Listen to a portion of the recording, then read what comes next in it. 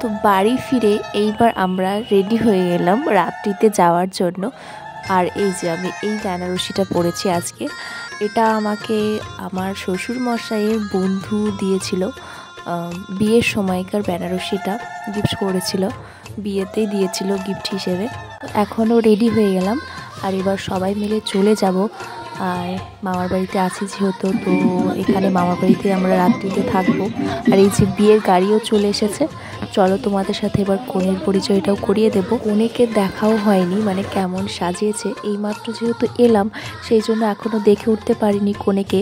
তো এখন গিয়ে দেখবো কনেকে কেমন লাগছে না লাগছে, কেমন সাজিয়েছে।